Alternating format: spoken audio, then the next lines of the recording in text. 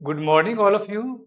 Today we are going to discuss very important topic of English grammar case. Case को हिंदी में हम बोलते हैं कारक। ठीक है, आज हम लोग डिस्कस करते हैं कारक। पहला है नॉमिनेटिव केस, दूसरा है ऑब्जेक्टिव केस और तीसरा है पॉजेसिव केस। ठीक है, तो ध्यान रखेंगे कोई भी अफर्मेटिव सेंटेंस होता है S plus V plus O, यानी सब्जेक्ट के बाद वर्ब, वर्ब के बाद ऑब्जेक्ट। ठीक है, तो ध्यान रखेंगे कि सब्जेक्ट हमेशा वर्ब के पहले होता है, ऑब्जेक्ट हमेशा वर्ब के बाद होता है। अब चलते हैं हम लोग, नॉमिनेटिव केस जो है ये सब्जेक्ट को रिप्रेजेंट करता है। ठीक है, ऑब्जेक्टिव केस क्या करता है? ऑब्जेक्ट को रिप्रेजेंट करता है। और तीसरा है पॉजेसिव केस, ये पोसेशन से बना है, जिसको हिंदी में हम बोलते हैं स्वामित्व या अधिकार या ऑनरशिप की बात करता है। ऑनरशिप की बात करता है। आप देखते होंगे कभी भी कोई लैंड या कोई बिल्डिंग का या कॉन्फ्लिक्ट होता है, क्या होता है? बिल्डिंग किसके पोसेशन में है, ये घर किसके पोसेशन में है, यानी who is owner of this building, this house, और हु इज, यहाँ पर यार वर्ड याद रहेगा, ये पोसेस वर्ड से बना है। पोसेस क्या है? वर्ब है। जैसे he possess a big flat in Mumbai. तो हमें ध्यान रखना है क्या कि कभी भी इंग्लिश लैंग्वेज में नॉमिनेटिव केस में जो जो वर्ड है, यानी I, we, you, he, she, it और दे, जब भी होगा वो हमेशा वर्ब के पहले होगा, और वर्ब के बाद जब भी होगा तो क्या होगा? ऑब्जेक्टिव केस होगा। Because I already drew Lakshman rekha, मैंने पहले ही लक्ष्मण रेखा खींच दिया है। तो ऑब्जेक्टिव केस क्या है? ऑब्जेक्ट को रिप्रेजेंट कर रहा है, तो ऑब्जेक्टिव केस हमेशा वर्ब के बाद आएगा। जैसे मी है, अस है, यू है, हिम है, हर है, इट है, देम है। अब हम देखते हैं एक एक करके। आई का ऑब्जेक्टिव क्या हो गया? मी। वी का क्या हो गया? अस। यू का क्या हो गया? यू रहा। ये पॉइंट रिमार्केबल है। यू का नॉमिनेटिव ऑब्जेक्टिव केस दोनों सेम रहा। तो जब वर्ब के पहले है तो नॉमिनेटिव केस में है, वर्ब के बाद है इसका मतलब वो ऑब्जेक्टिव केस में है। ही का क्या हो गया? हिम। सी का क्या हो गया? ऑब्जेक्टिव केस में हर। इट का नॉमिनेटिव ऑब्जेक्टिव केस क्या हुआ? सेम रहा। दे का क्या हो जाएगा? देम। तो ध्यान रखना है कि कभी भी हेल्पिंग वर्ब और मेन वर्ब के पहले जब भी होगा तो नॉमिनेटिव केस आएगा, और हेल्पिंग वर्ब और मेन वर्ब के बाद जब भी आएगा तो क्या होगा? ऑब्जेक्टिव केस ही आएगा। ये फैक्ट है, ग्रामर का यूनिवर्सल कंसेप्ट है। अब चलते हैं हम लोग, पॉजेसिव केस दो है। पॉजेसिव केस पहले ही बताया मैंने, स्वामित्व, अधिकार, ओनरशिप, पोसेशन की बात करता है। पोसेसिव केस दो है, पॉजेसिव एडजेक्टिव और पोसेसिव प्रोनाउन। जैसे मैं, आई का पॉजिटिव केस क्या हो गया? माई। वी का क्या हो गया? आवर। जैसे हिंदी में बोलते मैं अपना काम कर रहा हूं, तो I am doing my work, we are doing our work, you are doing your work, he is doing his work, she is doing her work. कोई नॉन लिविंग चीज है तो हम क्या बोलते हैं? It is doing its work, its price, its design, its feature, they are doing their work. तो ध्यान क्या रखना है कि पॉजेसिव एडजेक्टिव के बाद हमेशा कोई न कोई नाउन आएगा, यानी एडजेक्टिव के बाद नाउन का आना जरूरी है, अदरवाइज ये सेंटेंस मीनिंगलेस हो जाएगा। मीनिंगलेस जैसे कभी भी हम ये नहीं कह सकते हैं दिस इज माई, हमें कहना पड़ेगा my book, my car, my house. ठीक है, माई बिल्डिंग। यानी पॉजेसिव केस के बाद हमेशा कोई न कोई नाउन आएगा हर जगह। हिज है, this is his book, her book, it's price, its design, it's quality. मान ली कोई निर्जीव चीज है तो हम क्या बोलेंगे? It's quality, it's price, its design, it's cost, its feature, यानी इन सब के बाद कोई न कोई नाउन आएगा। अब चलते हैं पॉजेसिव प्रोनाउन के बारे में। बचपन से हम लोग प्रोनाउन के बारे में क्या पढ़े हैं कि pronoun is a word which is used in place of noun. लेकिन एग्जैक्टली प्रोनाउन का फंक्शन क्या है? प्रोनाउन का फंक्शन है to avoid the repetition of noun. अब हम देखते हैं माई का क्या हो गया माइन, आवर का क्या हो गया आवर्स, योर का क्या हो गया योर्स, हिज का क्या हुआ हिज, यानी सेम रहा, रिमार्केबल पॉइंट है। हर का क्या हो गया हर्स, इट का पॉजेसिव प्रोनाउन कट मार्क है, ये नहीं होता है।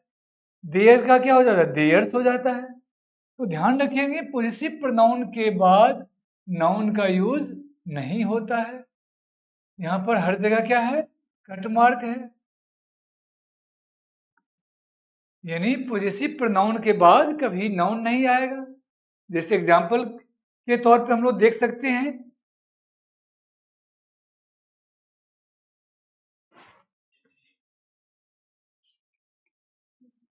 दिस इज माई कार, और दूसरा एग्जांपल है दिस कार इज माइन।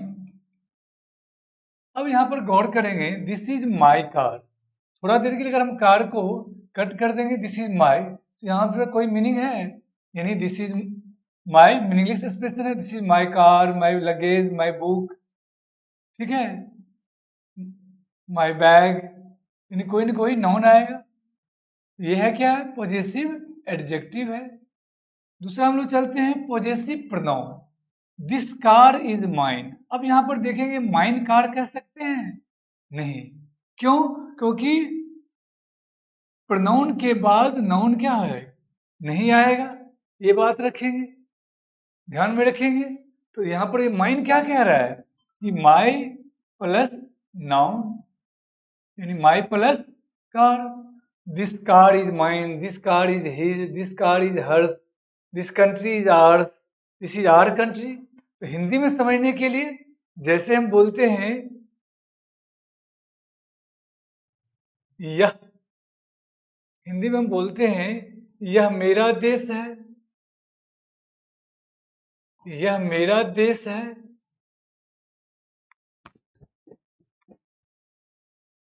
और यह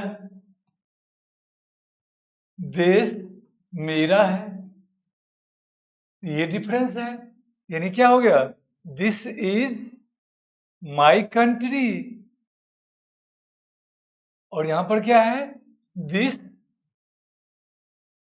country is mine, this country is yours, this country is hours. ये पॉजेसिव एडजेक्टिव है, ये पॉजेसिव प्रोनाउन है। हमेशा ध्यान रखेंगे एडजेक्टिव के बाद नाउन आएगा और प्रोनाउन के बाद नाउन नहीं आता है। अब यहां पर देखना होगा, जैसे मैं एग्जांपल में बता रहा हूं कि जैसे हर लव्स आई कह सकते हैं, तो लव क्या है वर्ब है, तो वर्ब के पहले हर नहीं आएगा, कोई भी आएगा तो I we you he she it they में से, इसी टेबल में से कोई न कोई आएगा अकॉर्डिंग टू सिचुएशन। यहाँ हम क्या करते हैं सी लव्स आई नहीं कह सकते हैं, क्या आएगा वर्ब के बाद जो भी आएगा तो क्या आएगा मी हिम हर देम, कोई भी आएगा तो वो क्या आएगा ऑब्जेक्टिव केस ही आएगा। तो हमें ये ध्यान रखना है क्योंकि इस चैप्टर का यूज हमें नरेशन में भी एक्टिव पैसिव वॉइस में भी यूज होता है। तो हमें ध्यान रखना है कि नॉमिनेटिव केस वर्ब के पहले होता है, ऑब्जेक्टिव केस वर्ब के बाद आता है, पॉजेसिव एडजेक्टिव के बाद नाउन आना जरूरी है, पॉजेसिव प्रोनाउन के बाद नाउन नहीं आएगा। फिर हमें ध्यान रखना दो तीन जो रिमार्केबल पॉइंट है कि यू और इट का नॉमिनेटिव और ऑब्जेक्टिव केस में सेम रहा, तो हम समझेंगे कैसे कि वर्ब के पहले है तो नॉमिनेटिव केस में है, वर्ब के बाद है तो ऑब्जेक्टिव केस में है। फिर हमें ध्यान देना है हिज का पॉजेसिव एडजेक्टिव और पॉजेसिव प्रोनाउन में सेम रहता है, यानी हिज के बाद जब नाउन आएगा तो इसका मतलब क्या है पॉजेसिव एडजेक्टिव के रूप में यूज किया गया है। हिज बुक के बाद अगर नाउन नहीं है इसका मतलब क्या है, पॉजिटिव प्रोनाउन के रूप में यूज किया गया है। इंग्लिश लैंग्वेज में आई और वी को हम क्या बोलते हैं, फर्स्ट पर्सन। यू को क्या बोलते हैं, सेकेंड पर्सन। बचा कौन कौन, ही, सी, इट और दे, ये सारा क्या है हमारा, थर्ड पर्सन है। तो पूरे इस टेबल को हमने रिकैपिचुलेट कर देते हैं कि नॉमिनेटिव केस वर्ब के पहले आता है, ऑब्जेक्टिव केस वर्ब के बाद आता है, हेल्पिंग वर्ब हो या मेन वर्ब हो, और पॉजिटिव एडजेक्टिव के बाद नाउन आता है, पॉजिटिव प्रोनाउन के बाद नाउन नहीं आता है। ठीक है। आई वी क्या है, फर्स्ट पर्सन है। यू क्या है, सेकेंड पर्सन है। ही, सी, इट, दे क्या है, थर्ड पर्सन है। मेरा देश, देश हम लोगों का, तो दिस कंट्री इज आवर्स, और दिस इज, यह देश हम लोगों का, यह हमारा देश, दिस इज आवर कंट्री। यानी ध्यान रखेंगे, मेरा मेरी के बाद अगर नाउन आ रहा है तो वो हमारा क्या है, पॉजिटिव एडजेक्टिव है, और नाउन के बाद मेरा मेरी आ रहा है तो वो क्या है, पॉजिटिव प्रोनाउन है।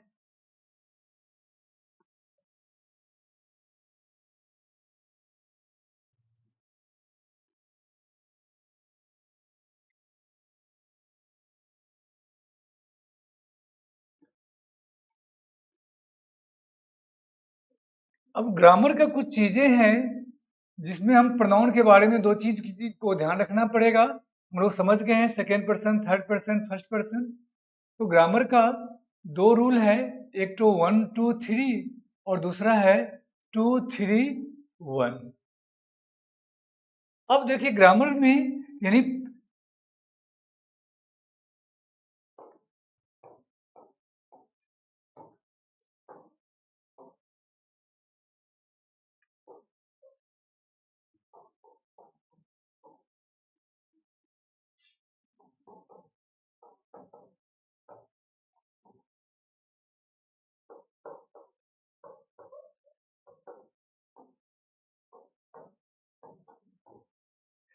अब हमने एक सेंटेंस लिखा, John, you and I are interested in this movie.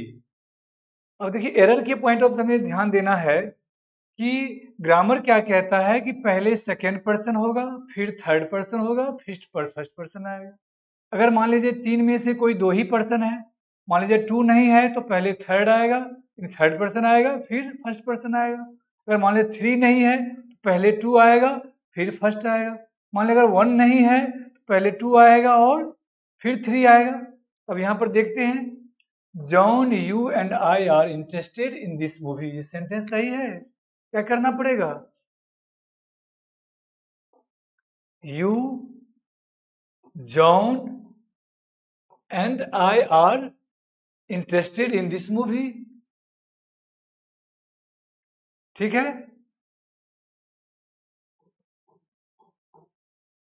यानी पहले हमने क्या किया, सेकेंड पर्सन को दिया, फिर थर्ड पर्सन और फर्स्ट पर्सन को। इस रूल को हमें ध्यान देना है, 2 3 1। यानी first second person is greater than third person, third person is greater then first person. इसी ऑर्डर को वी नीड टू फॉलो। अब चलते हैं 1 2 और 3।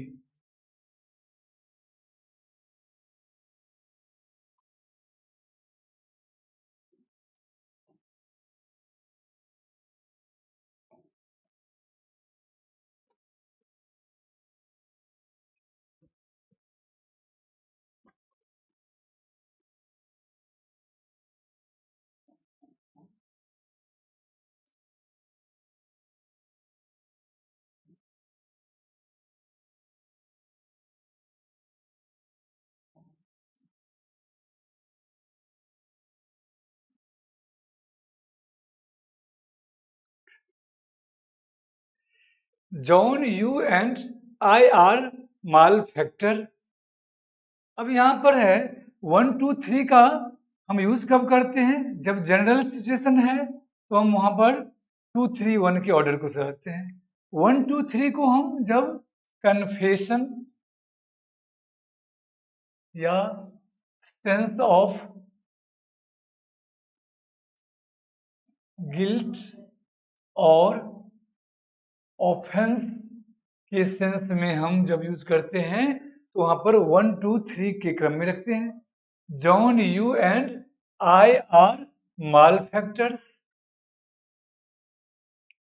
यहां पर हमें क्या करना पड़ेगा? फर्स्ट 2 3 तो क्या करना पड़ेगा? I, you and John are malefactors, दोषी है, और involved in the crime, have done these mistakes, are sinners। इस तरह की कोई भी कन्फेशन समझते हैं, गलती को स्वीकार करना। बिग बॉस देखते हैं, कन्फेस कर, he confess before the media, he confess the crime. Confession sense of guilt और सेंस ऑफ ऑफेंस के सेंस में हमें क्या करना है? First person is greater than second person is greater than third person. यही बात ध्यान रखेंगे, पहले फर्स्ट पर्सन, फिर सेकेंड पर्सन, फिर थर्ड पर्सन।